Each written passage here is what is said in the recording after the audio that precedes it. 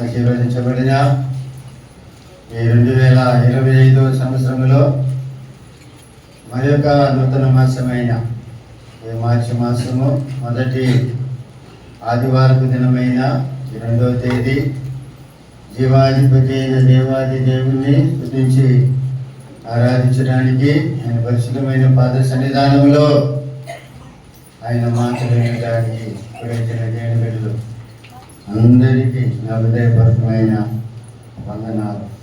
అలాగే మీ అందరికీ కూడా నూతన మాసపు శుభాకాంక్షలు కూడా తెలియజేసుకుంటున్నాం. అందరికీ వందనాలు. తెలుగులేరా ఈ వారంలో మనకు బుధవారము శుక్రవారం ప్రారంభించబడుతుంది. 7 గంటల నుంచి దేవుని బిడ్డలు కలుసుకునండి. దేవుని ఆశీర్వాదాలు పొందవలసిందిగా ప్రేమతో కోరుతున్నాం. అలాగనే వచ్చే ఆదివారం నుంచి మనకు సండే స్కూల్ బాలికల పాఠశాల ప్రారంభించబడుతుంది. మీ పిల్లల్ని సిద్ధపరుచుకొని ఆయత్తపరిచి రెడీ చేసి దేవుని మందిరానికి ఎన్ని గంటలకమ్మా? 9:30కా? 9:30 ప్రారంభం కదా. అని చెప్తావు పైన చెప్తావు ఎంత కదా. 8 నెలలకు స్టార్ట్ చేసుకో. 9:30 కల్లా ఇప్పించుకో. నుంచి సండే స్కూల్ మనకు మన సంఘ సహవాసంలో ప్రారంభించబడుతుంది. మన సంఘంలో ప్రభులైతున్న బిడ్డలు, ఏడు బిడ్డలు, సభ్యుడు విజయ్, సత్యమణి, చిన్నబేబి, రాయలమ్మ, రాజేన్ వాళ్ళు సండే స్కూల్ జరిపించడానికి ముందుకొచ్చారు. కాబట్టి నేను పిల్లారా నేను మీ పిల్లల్ని సండే స్కూల్ వచ్చే ఆదివారం 8 గంటలకి పంపించవలసిందిగా ప్రేమతో కోరుతున్నాం. హల్లెలూయా.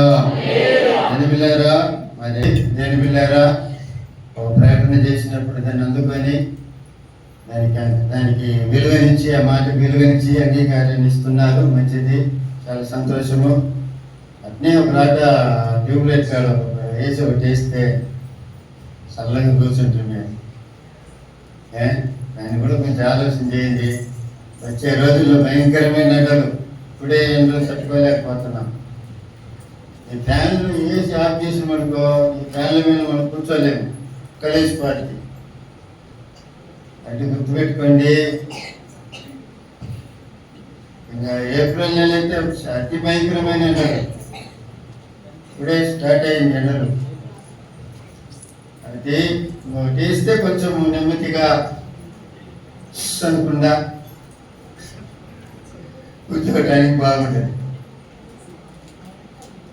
ఒకరు చేయలేకపోయినా కూడా 10 మంది తల చేసుకొని చేయొచ్చు. అది తప్పులేదు. మంచిది, ముందుకు రండి. దేవుడు మిమ్మల్ని దీవించును గాక. హల్లెలూయా. ఆయన వారం కంటే అంత ముందు వారం అనుకుంటా తృప్తిని గురించి దేవుని వాక్యం చెప్పారు. అందులో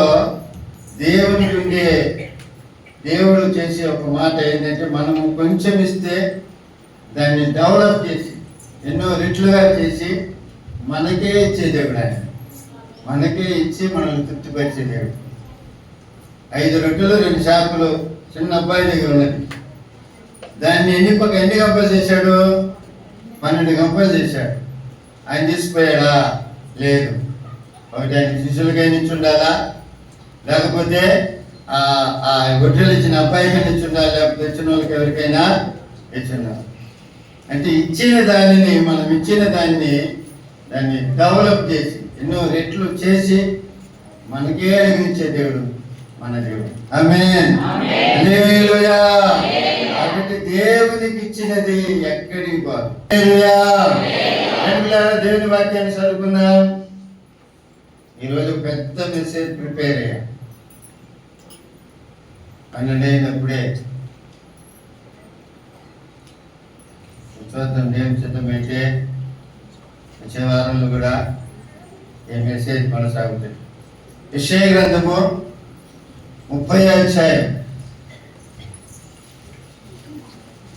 19వ వాక్యాన్ని మనం చదువుకున్నాం.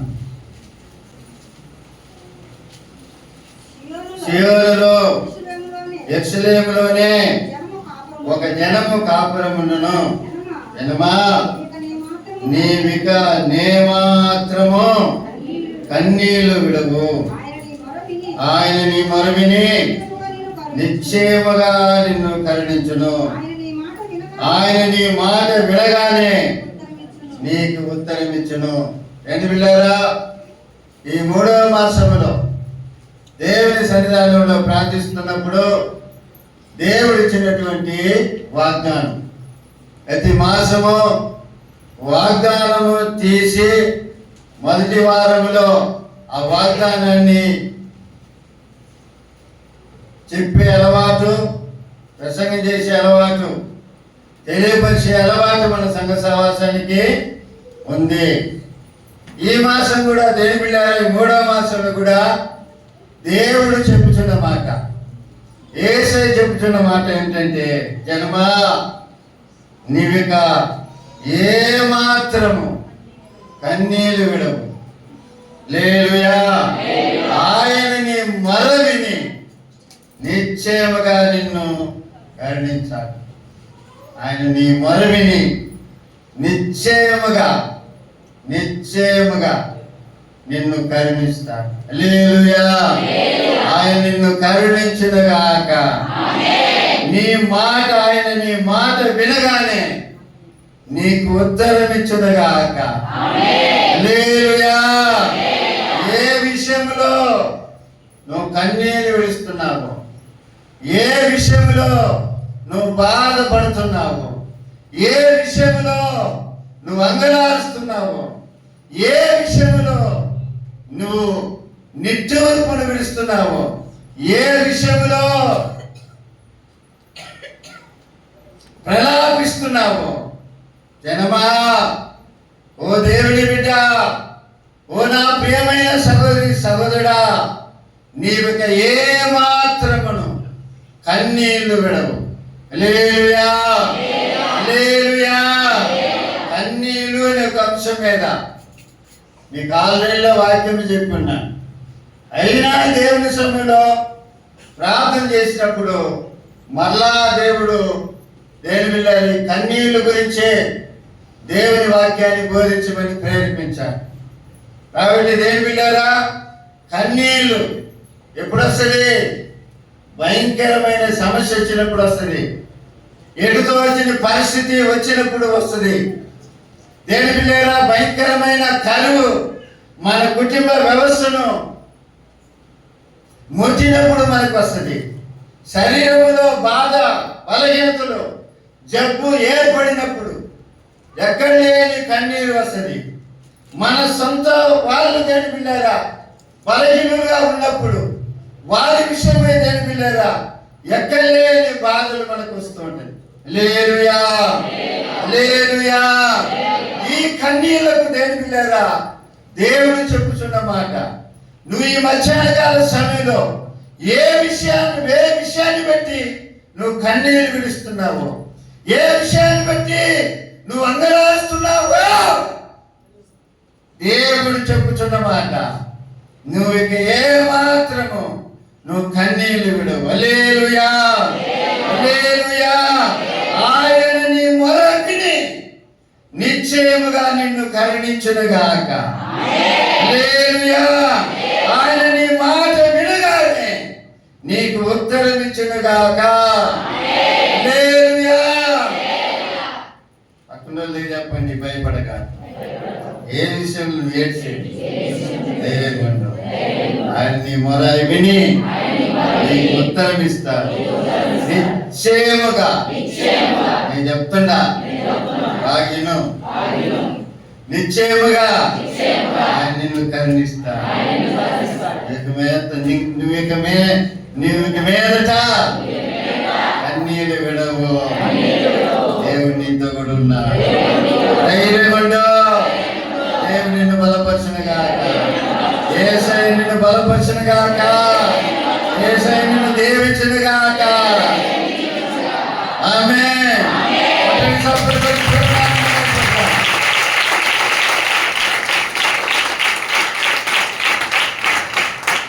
ఇది శబ్దం ఈ పక్క నీరు కొడుతుంది, ఆకలి అవుతుంది. ఎట్ట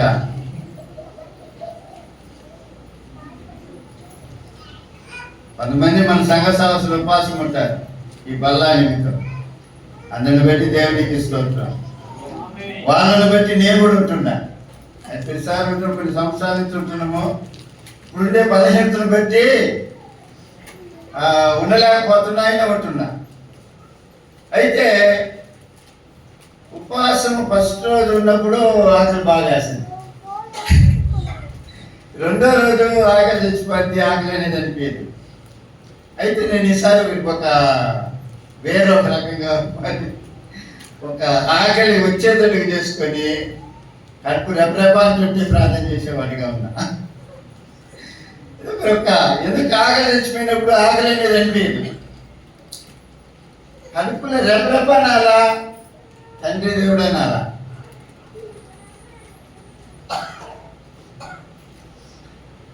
దానికి ఒక బిస్కెట్ తినేది కడుపులో ఆకలిని పుట్టిస్తుంది. ఈ 2 రోజులు అప్పనే చేశాను.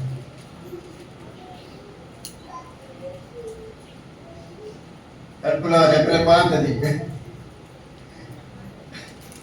అట్లనే ప్రార్థన చేసేది. ఎందుకంటే కంటిన్యూస్ ఉపవాసం ఉన్నప్పుడు ఆకలి చనిపోతుంది, ఆకలి అనిపించదు, అని పోతా ఉంటుంది, సాగుతూ ఉంటుంది. నాకంటే ఈసారి అట్లా తీరు బుద్ధి రాలేదు. ఆకలి లేపి ఆకలిని కడుపులో రెపరెపంటుంటేనే దేవుని వైపు చూసి ప్రార్థిస్తూ ఉన్నా ఈ 2 రోజులు. హల్లెలూయా, హల్లెలూయా. 3వ రోజు మరి దేవుడు అంటున్న మాట,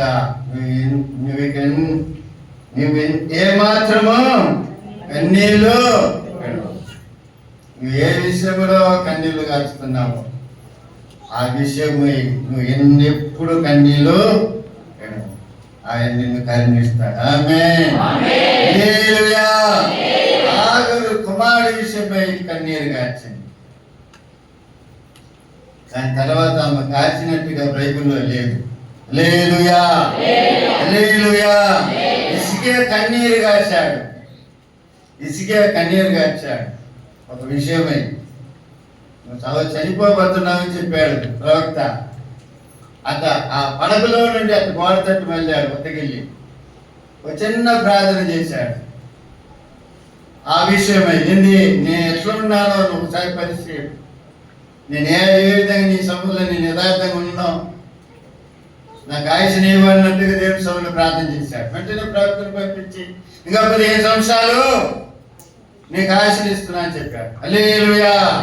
ఈ నూతన మాసములో నువ్వు ఏ విషయము కన్నీరు కారుస్తున్నావో ఆ విషయంలో నువ్వు కన్నీరు కారవు.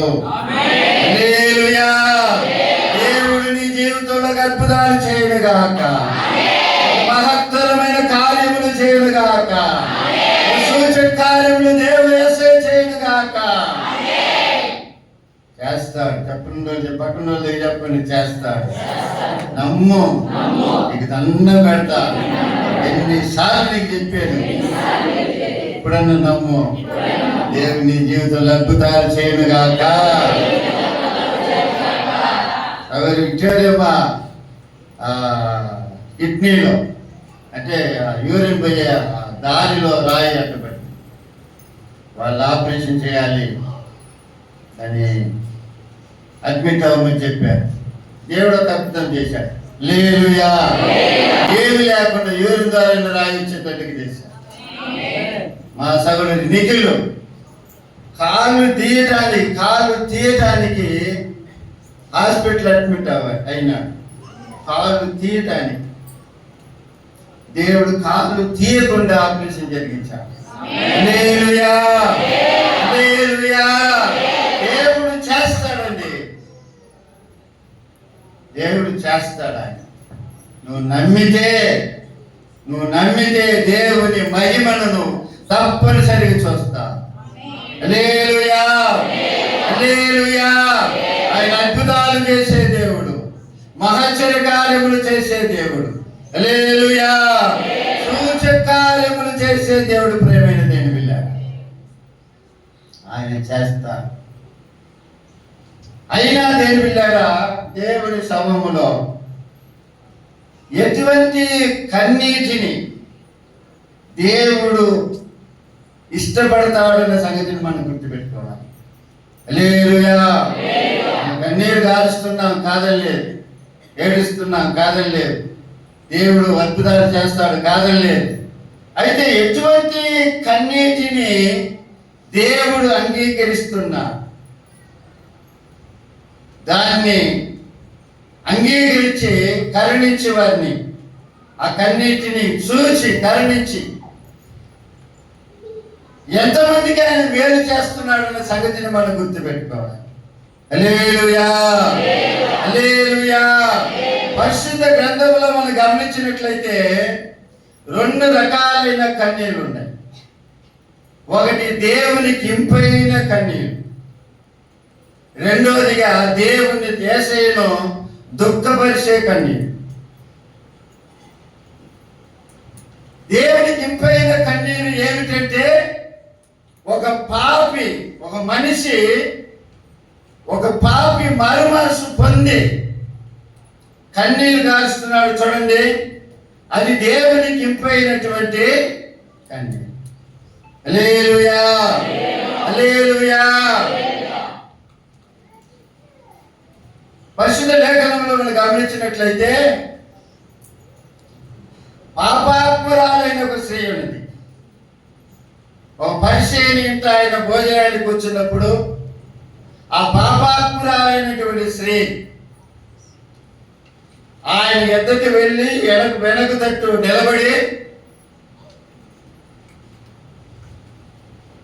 ఏడుస్తుంది. నా ప్రియమైన దేవుడి పిల్ల, చదవండి దేవుడి వాక్యంలో, లూకా సువార్త 7:37-38 వాక్యాలు చదవండి.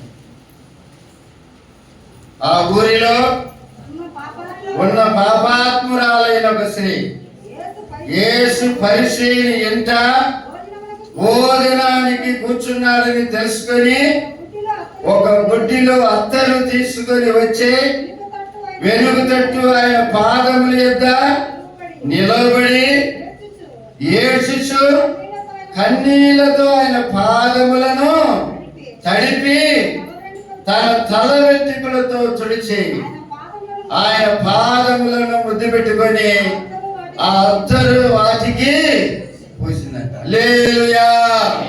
ఒక పాపాత్మురాలైన స్త్రీ వెనుక తట్టు ఆయన పాదముల యొద్ద నిలబడి ఏడ్చుచు కన్నీళ్లతో ఆయన పాదములను తడిపి తన వెంట్రుకలతో తుడిచిందంట దేవుని పిల్ల. హల్లెలూయా, హల్లెలూయా. అంటే దేవుని దృష్టికి ఒక విలువైన కన్నీరు ఏమిటంటే దేవుని పిల్లారా, ఒక పాపి మారు మనసు విషయమే కారుస్తున్నాడు కదా, ఆ కన్నీరుకు అంత విలువ ఉందన్న సంగతిని మనం గుర్తించాలి. హల్లెలూయా, హల్లెలూయా. ఆయన ఎదుట నిలబడటానికి కూడా ఆమె యోగ్యత లేదు అన్న సంగతిని గుర్తించుకొని, అర్హురాలు కాదన్న సంగతిని గుర్తించుకొని ఆయన వెనుక తట్టు నిలబడి కన్నీళ్లతో ఆయన పాదములను తడిపి ఏం చేసింది, తన వెంట్రుకలు తీసుకొని ఆ పాదములను తుడుస్తుంది. నా ప్రేమైన దేవుని సంగతి. హల్లెలూయా, హల్లెలూయా. ఆమె తన పాపముల విషయమై ఏడ్చింది. అందుకే యేసయ్య ఏమంటున్నాడు తెలుసా, ఆమె విస్తారముగా నన్ను ప్రేమించింది కాబట్టి ఆమె విస్తారమైన పాపములో, అమ్మా మిగతాది విస్తారమైన పాపములో క్షమించబడిందన్న. హల్లెలూయా, హల్లెలూయా. చదవండి అందులోనే 47, 46. ఆమె విస్తారముగా ప్రేమించను కనుక ఆమె యొక్క విస్తార పాపములు ఎవరికి కొంచెముగా పడును, నీ పాపములు క్షమించబడి ఉన్నవన్నీ ఆమెతో అన్నాడు. హల్లెలూయా, హల్లెలూయా. ఆమె విస్తారముగా ప్రేమించింది. ఆమె విస్తారమైన ఆమె పాపములు క్షమించబడినట్లుగా దేవుని వాక్యములో మనం చూస్తున్నాం. హల్లెలూయా. నిజంగా మనం మారు మనసు పొందామంటే మనకేం కావాలా? మన పాపముల విషయమై మనకు ఏడుపు రావాలి, కన్నీళ్లు రావాలి. పాపముల విషయమై కన్నీళ్లు రావాలి. ఆమె పాపాత్మురాలైన స్త్రీ తన పాపముల విషయమై కన్నీళ్లు విడిచి ఆ కన్నీళ్లు తన పాదములు తడిపి తన వెంట్రుకలతో ఆయన పాదములు తుడిచినట్టుగా దేవుని వాక్యములో మనం చూడగలుగుతున్నాం. హల్లెలూయా. ఆ ఎంటుకలు పెట్టుకొని ఎంత రౌండీస్ ఉంటుందో. ఏంటి ఆడవాళ్ళకి ఎంటికలే అందం. ఎంటికలు కొంచెం ఊడిపోయినా కూడా ఎంత బాధపడతారో. దుయ్యేటప్పుడు దుయ్యానికి ఎన్నో వస్తాయి. ఏంటి వచ్చేటప్పుడు ఏం చేస్తాడు? ఈ కాళ్ళ గుట్టేళ్ళకి దుచ్చి పెడతాడు. దువ్వి జడేసుకున్న తర్వాత ఆ గుట్టేళ్ళ నుండి ఎత్తికి పారేళ్ళు బుద్ధి రాదు వాళ్ళకి. ఇప్పుడైతే మిద్దులు వచ్చింది, అప్పుడు సూర్యుడు కదా, సూర్యులలో దొరుకుతాడు. ఇప్పుడు చాలా మందికి ఎత్తికి పుడుకుంటారులే, కొత్తిమీర కట్టలాగా అంతే ఉంటుంటది. అది పోయినది ఎడుగుతూ ఉంటారు వాళ్ళు. వేడికి లాగినప్పుడు ఈ పైన చుట్టుపడుతుంది, ఏడు పట్టినెత్తుంది. ఎగులు పడగాకండి. దానికి జుట్టు సెట్ చేసి దానికి టీనగర్లో వెంట్రుకలు ఉన్నాయి. వెంట్రుకలు స్త్రీలు వెంట్రుకలు అంత విలువిస్తారు. ఆ ఎంటికలతో ఆయన యేసయ్య పాదములు విడిచి హల్లెలూయా, హల్లెలూయా, హల్లెలూయా. మారు మనసు నిమిత్తం కార్చే కన్నీరు దేవుడి దృష్టికి విలువైనది. ఆమేన్, హల్లెలూయా, హల్లెలూయా. మరి ఒక మనిషి కూడా ఒక శంకరి, ఒక పరిసయ్యుడు దేవుని ఆలయానికి పోయింది. ఆయన వరుసగా చెప్పుకొని వచ్చిండు. శంకర్ ఏం చేస్తుండో ఆకాశం వైపోయిన కళ్ళెత్తడానికి ధైర్యం సార్లు ఆయనకి. గుండెలు బాదుకుంటుండు, రొమ్ము కొట్టుకుంటుండు. పాపు నేను నన్ను కర్ణించమని కేకలేస్తుండు. చూడండి, అది దేవునికి ఇంపుగా ఉన్నది ఆ కన్నీరు. ఆమేన్, హల్లెలూయా, హల్లెలూయా. అది దేవునికి ఇంపుగా ఉన్నది. అతడు నీతిమంతుడుగా తీర్చబడ్డాడని దేవుని వాక్యం బోధిస్తుంది. హల్లెలూయా. అప్పుడు దేవుడు మన కార్చే కన్నీరు ఎటువంటి కన్నీరు అన్న సంగతిని మనం గుర్తించాలి. కొన్ని రకాలైన కన్నీరు ఉన్నాయి, నేను చెప్తాను. ఈ వారంతో అయిపోద్ది. ఇది వచ్చే వారంలో కొనసాగిస్తా. పెద్ద మెసేజ్ నేను ప్రిపేర్ అయ్యి.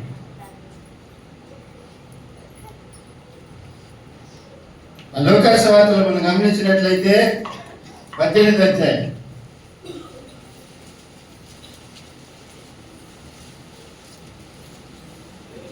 మా అమ్మకి చెప్పారు, మళ్ళీ మర్చిపోయి.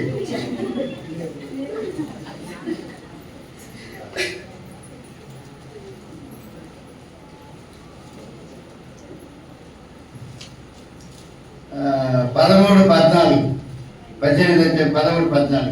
అయితే శంకరి దూరముగా నిల్చుండి ఆకాశం వైపు కన్నులెచ్చుటకైనను రొమ్ము కొట్టుకొనుచు పాపినైన నన్ను కరుణించమని పలికాను. అతని కంటే ఇతడు నీతిమంతుడుగా చేర్చబడి తన ఇంటికి వెళ్ళనని మీతో చెప్పుచున్నాను.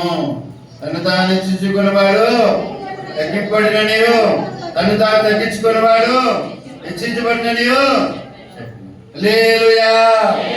అప్పుడు ఒక పాపి మారు మనసు పొందటానికి తన పాపాలను అర్థం చేసుకొని, తన పొరపాటును అర్థం చేసుకొని, తన పాపముల విషయమై ఏడ్చి పశ్చాత్తాపడి దేవునికి మొరపెట్టినప్పుడు ఆ కన్నీళ్లకు దేవుడు ఏమిస్తున్నాడంటే వెలువనిస్తున్నాడు. ఆమేన్. అది దేవునికి ఇంపైనటువంటి ఒక కన్నీళ్లుగా కనపడుతుంది దేవుడి బిడ్డ. హల్లెలూయా, హల్లెలూయా. ఆశ్రయ దుర్గమా నా యేసయ్యా, నవ జీవన మార్గమునా నన్ను నడిపించుమా. ఆశ్రయ దుర్గమా నా యేసయ్యా, నవ జీవన మార్గమునా నన్ను నడిపించుమా.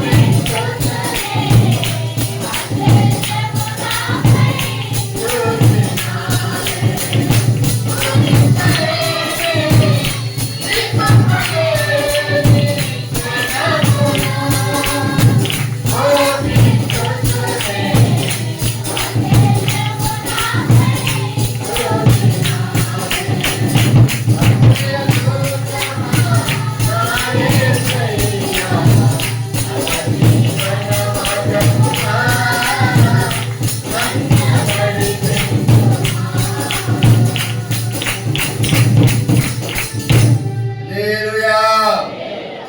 మారు మనసు పొందిన మనం కార్చే కన్నీటికి దేవుళ్ళారా దేవుడు వెలుగునిస్తున్నాడు. అది దేవునికి ఇంపైన కన్నీరుగా దేవుడు ఇస్తున్నాడని దేవుని వాక్యంలో మనం చూడగలుగుతున్నాం. హల్లెలూయా, హల్లెలూయా. పరిశుద్ధ గ్రంథంలో మనం గమనించినట్లయితే నినివేల గురించి మనందరికీ తెలుసు. నినివే భయంకరమైన పాపాత్ములు. వాళ్ళ పాపం అనేది దేవుని సముఖానికి వెళ్ళిపోయిందంట. అందువల్ల దేవుని సేవకుడిని దేవుడు యేసయ్య పంపించాడు. పంపించినప్పుడు దేవుని బిడ్డలారా, మరి ఆ సేవకుడు చెప్పిన మాట వాళ్ళు విని రాజులతో సహా, దేవుని బిడ్డలారా, రాజులతో సహా రాజు సింహాసనం నుండి దిగి వచ్చి గోనె బట్ట కట్టుకొని బూడిదలో కూర్చున్నట్లుగా దేవుని వాక్యంలో మనం చూడగలుగుతాం. చూడండి దేవుని వాక్యం చూడండి, ఆ 3వ అధ్యాయము 5 నుండి 10 వాక్యాలు. నినివే పట్టణపు వారు దేవుని యందు విశ్వాసముంచి ఉపవాస దినము చాటించి గనులేమి. 3వ అధ్యాయము 5 నుంచి గనులేమి అల్పులేమి అందరూ గోనె పట్ట కట్టుకుని ఆ సంగతి నినివే రాజులకు వినబడినప్పుడు అతడును తన సింహాసనం మీద నుండి దిగి తన రాజవస్త్రం తీసివేసి గోనె పట్ట కట్టుకొని బూడిదలో కూర్చున్నాడు. మరియు రాజైన తానును ఆయన మంత్రులను ఆజ్ఞ ఇయ్యగా ఒకవేళ దేవుడు మనసు తిప్పుకొని పశ్చాత్తాపుడై మనము లేవు కాకుండా తన కోపాన్ని చల్లార్చుకొనును గనుక మనుషులు ఏది పుచ్చుకొనకూడదు. పశువులు గాని ఎద్దులు గాని గొర్రెలు గాని మేత మేయకూడదు, నీళ్లు తాగకూడదు. మనుషులందరూ తన దుర్మార్గమును విడిచి తాము చేయు బలాత్కారమును మానివేయవలను. మనుషులేమి పశువులేమి సమస్తమును గోనె పట్ట కట్టుకొనవలెను. జనులు మనపూర్వకంగా దేవుని వేడుకొనవలెను. సాటించి ప్రకటన చేసిరి. ఈ నినివే వారు తమ చెడు నడతలను మానుకొనగా వారు చేయుచున్న క్రియలను దేవుడు చూచి పశ్చాత్తాపుడై వారికి చేరునని తాను మాట ఇచ్చిన కీడును చేయకుండా మానాడు. హల్లెలూయా, హల్లెలూయా. అప్పుడు గోనె పట్ట కట్టుకొని దుఃఖముతో ఉపవాసముతో దేని బిళ్ళారా దేవుని సములో కన్నీరు విడిచిచో దేవునికి మొరపెట్టినప్పుడు దేవుడు ఏమంటున్నాడు, తాను వాళ్ళకి చేయాల్సినటువంటి కీడుని చేయకుండా వాళ్ళ మీద దేని బిళ్ళారా మరి కనికరానిచ్చి వారిని దేవుని బిళ్ళారా వారిని కాపాడినట్లుగా దేవుని వాక్యంలో మనం చూడగలుగుతున్నాం. హల్లెలూయా, హల్లెలూయా. ఈ మధ్యాహ్న కాల సమయంలో దేవుని బిళ్ళారా మనం కాచే కన్నీరు ఎటువంటిది అనే సంగతిని మనం గుర్తించాలి. మన జీవితంలో కూడా దేవుని బిళ్ళారా మనం రక్షించబడ్డాము, పిల్లబిడ్డలుగా ఉన్నాము, జీవిస్తూ ముందుకు సాగుతున్నాము. ఈ జీవన యాత్రలో దేవుని బిళ్ళారా మన జీవితంలో మనం చేసే ప్రతి ప్రయాణంలో మనం చూసే ప్రతి కార్యంలో దేవుని బిళ్ళారా తప్పులు జరగకుండా పొరపాటు జరగకుండా ఉండదు. అటువంటి సందర్భంలో దేవుని బిళ్ళారా తప్పుని తెలిసినప్పుడు దేవుని సమ్ముల తప్పును ఒప్పుకొని దేవుని బిళ్ళారా పశ్చాత్తాపుడై దేవుని సమ్ములో మొరపెట్టి పాప క్షమాపణ పొంది ఒక దేవుని బిడ్డగా జీవించాలని ఈ వాక్య భాగం మనకు బోధిస్తుంది. హల్లెలూయా, హల్లెలూయా. చేసింది చేస్తూ అలాగే పోతా ఉంటే నీ హృదయం ఏమైపోతుందంటే కఠినమైపోతుంది. ఆ పరిశుద్ధాత్మ దేవుడు అనేది దేవుడు ఏం చేస్తాడంటే నిన్ను హెచ్చరించాడు, నిన్ను తొలగిపోయాడు. ఎప్పుడు తొలగిపోయాడో నీకే తెలియదు. ఇక నువ్వు చేసే కార్యాలన్నీ కూడా నీ హృదయం కఠినమైపోతుంది కాబట్టి నువ్వు చేసే కార్యాలన్నీ కూడా నీకు నీతిగా న్యాయముగా అనిపిస్తుంటది. అది తప్పుగా నీకు అనిపించదు. అలా రోజులు అవగా ఏమవుతుంది? అది పెద్ద పాపంగా మారిపోయింది. అందులో నుంచి మనం మారకపోతే దేవుని పిల్లలు ఏమవుతుంది? దేవుడు దుష్ట మనసుకు మనల్ని అప్పగిస్తాడు.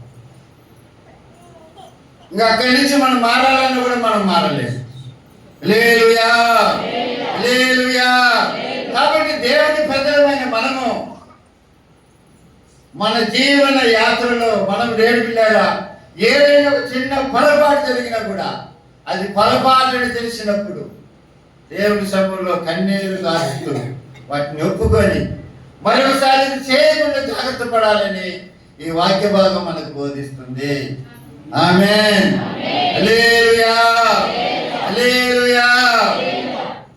అప్పుడు ఇటువంటి కన్నీరు దేవుని దృష్టికి విలువైనదిగా ఉంటుందని దేవుని వాక్యము మనకు బోధిస్తుంది. తలంచండి, ప్రార్థన చేసుకున్నాం. వల్ల ఉంది ఒకసారి ప్రార్థన చేసుకున్నాం. ప్రభు వైపు చూద్దాం, పరిశుద్ధాత్మ దేవుని వైపు చూద్దాం. ప్రార్థన చేసుకున్నాం. మధ్యలో పెద్దలు సంసన్ ప్రార్థన చేస్తాం.